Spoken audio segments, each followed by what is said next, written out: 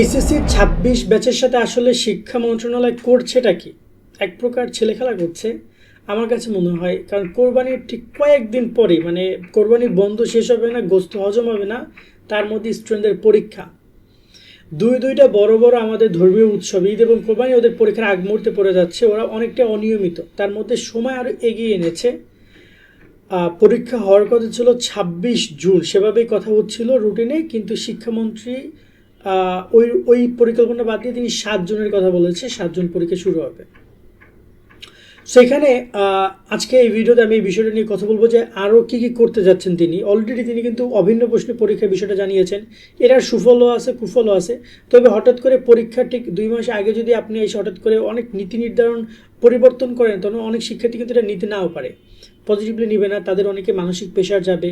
এছাড়া আরও বেশ কিছু পরীক্ষার নীতিগত পরিবর্তন আমরা এসএসসিতে লক্ষ্য করছি, যেটা আমরা জানি ইন্টারমিডিয়েটও হবে। কেন্দ্রের বিষয়গুলো, পরীক্ষা সিসি ক্যামেরা বসানোর ক্ষেত্রে, ব্যবস্থার ক্ষেত্রে, উত্তরপত্র মূল্যায়নের ক্ষেত্রে, রেজাল্টের ক্ষেত্রেও বেশ বড়টা চেঞ্জেস আসবে, যার কারণে এই প্রভাবটা ২৬-এর পরীক্ষাতেও পড়বে, যেটা আমরা এসএসসিতে দেখতে পাচ্ছি। তো এই যে সব কিছু মিলিয়ে শিক্ষার্থী আসলে কীভাবে কী প্যারাটায় আছে, আমরা আসলে তাদেরকে যথেষ্ট সময় দিচ্ছি কিনা। আমি একটু বলতে চাই, এই যে ২৬ ব্যাচের শিক্ষার্থীরা, ওরা ২০২৪-এ আগস্টের দিকে ওদের ক্লাস শুরু হয়েছে, সেপ্টেম্বর অক্টোবরের দিকে, কারণ আমরাই তোদের অ্যাডমিশনের কাজ করেছি। তো আমরা দেখেছি ওই সময় ক্লাস শুরু করে, তো সেই হিসাবে কিন্তু ২৪ মাস ওদের সময় পাওয়ার কথা। কয় মাস? ২৪ মাস। মানে আগস্টে ক্লাস শুরু, তার মানে পরবর্তী আগস্টে পরীক্ষা হবে, এটাই কিন্তু নিয়ম। এইচএসসি ২৬ শিক্ষার্থী নাইট 24 পাবলিকেশনের বাংলা এ প্লাস, ইংরেজি এ প্লাস এবং আইসিটি ম্যাজিক, এই 3টে বই তোমাকে পরীক্ষায় ভালো রেজাল্ট এনে দিবে। প্রত্যেকটা বই রকমারি বেস্ট সেলার। বোর্ড পরীক্ষা এখান থেকে হুবহু প্রশ্ন কমন আসে। এছাড়া প্রতিটি বইয়ে কিউআর কোড পাচ্ছ, যা স্ক্যান করলে এই বইয়ের ভিডিও ক্লাসগুলো তোমরা পেয়ে যাবে।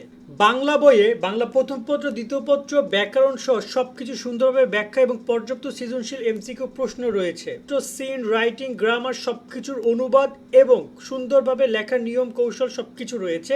আইসিটি ম্যাজিকে টপিক ভিত্তিক প্রশ্ন, পর্যাপ্ত সৃজনশীল এমসিকিউ রয়েছে। আজকেই তোমরা বইগুলো অর্ডার করতে নাইট 24 পাবলিকেশন অথবা স্ক্রিনে দেওয়া নাম্বার অথবা রকমারির ওয়েবসাইটে যোগাযোগ করো। ২৪ মাসে ক্লাস শুরু হওয়ার কথা, কিন্তু সেটা না করে তারা কিন্তু পরীক্ষা নিচ্ছে জুনে। এবং এটা কিন্তু তারা অনেক আগেই বলেছে ঢাকা শিক্ষা বোর্ড থেকে, যে মে জুনে পরীক্ষা নিব।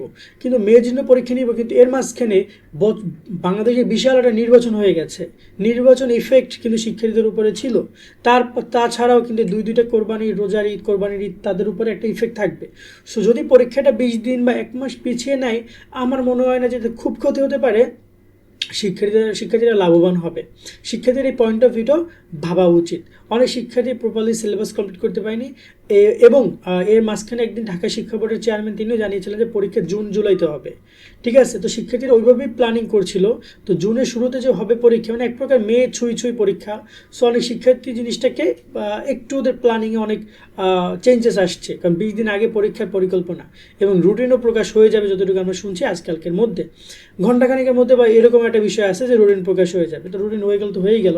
এখন আমরা লাস্ট এটাই বলবো যে আসলে শিক্ষার্থীরা কিন্তু বেশ হতাশ। শিক্ষামন্ত্রী তার নীতিগত সিদ্ধান্ত তিনি নিয়েছেন, এটা আমরা তাদেরকে তো তাদের জায়গা থেকে কোনো কিছু বলার নেই। তবে শিক্ষার্থীরা কি চাও, এটা তোমরা কমেন্টে জানাইতে পারো, যে আসলে তোমাদের চাওয়ার বিষয়গুলো শিক্ষামন্ত্রী ভেবে দেখবেন কিনা, পরীক্ষাটা পিছিয়ে দিবেন কিনা। ইতিমধ্যে আমরা দেখছি বিভিন্ন জায়গায় শিক্ষার্থী আন্দোলন ডাক দিচ্ছে। এই পয়েন্টে আমি একদম একটা সহজ করে কথা বলি, এটা অন্য কোনো সরকার না, এটা বর্তমানে নির্বাচিত সরকার। সেখানে খুব আন্দোলন করে তোমরা ফায়দা করতে পারবা না। আলটিমেটলি যারা আন্দোলন করবা তারাই বিপদে পড়বা, কারণ ওই আন্দোলনের কথা ফেসবুকে সবাই বলে, হ্যাঁ করো করো করো, কিন্তু কেউ নামে না। সো যতই যৌক্তিক থাকুক অযৌক্তিক থাকুক, আমার মনে হয় যে আন্দোলন তোমাদের খুব বেশি বেনিফিট দিবে। এই জিনিসগুলোতে না যাওয়া আমি মনে করি বেটার হবে। তারপর যদি দেখা যায় যদি একদম খুব বেশি আরও অনেক ডিসিশন আসে যেটা অন্যায়, সেটা তোমাদের জায়গা থেকে তোমরা ডিসিশন নিতে পারো। তবে আমার কাছে মনে হয় যে আন্দোলনের প্রত্যেক বছর দেখি যে লাখ লাখ ছেলে মেয়ে অনলাইনে বলে আন্দোলন আন্দোলন আন্দোলন, কিন্তু যাই দেখি 50 জন নাই, পরবর্তী ওদেরকে দইরা অবস্থা খারাপ করে ফেলে, তখন ওদের কেরিয়ার নিয়ে টানাটানি। সো আমার মনে হয় যে বিষয়গুলো তোমাদের মাথায় রাখা উচিত।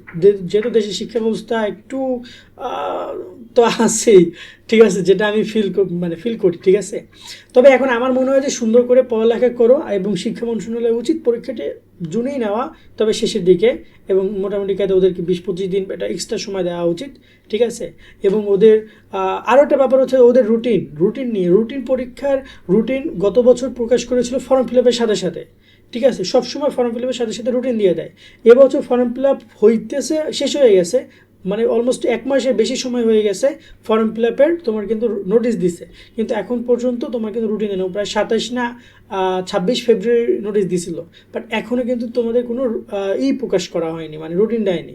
এই বিষয়টা আমার মনে হয় যে শিক্ষার্থীরা আরও একটু বেশি প্রেশারে রাখছে, কারণ ওদের পরীক্ষা ওরা কবে কোন পরীক্ষাটা জানতে পারলে ওরা সেইভাবে প্রিপারেশন নিতে পারতো। অনেক পরীক্ষা বন্ধ কম, সেগুলো প্রিপারেশন এখন ওদের নিতে হবে।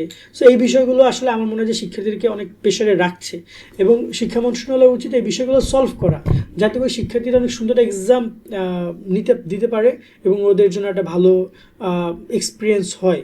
কারণ আলটিমেটলি ওরা 2টা বছর পড়াশোনা করেছে একটা ভালো এক্সাম দেওয়ার জন্য। যদি সেই এক্সামেই ওদের এরকমের হয়, তাহলে আসলে ওরা খুব বেশি স্যাটিসফাইড হবে না দেশের শিক্ষা ব্যবস্থা নিয়ে। আলটিমেটলি পরে রেজাল্ট খারাপ, পরে অবস্থা খারাপ, যে কোনো কিছু হতে পারে। তো এই বিষয়গুলো শিক্ষা মন্ত্রণালয় উচিত বা শিক্ষামন্ত্রী উচিত আরেকবার ভেবে দেখা কয়েকটা জায়গা থেকে, ঠিক আছে। আজকে আমরা এখানে বিদায় নিচ্ছি। সবাই অনেক অনেক ভালো থাকেন।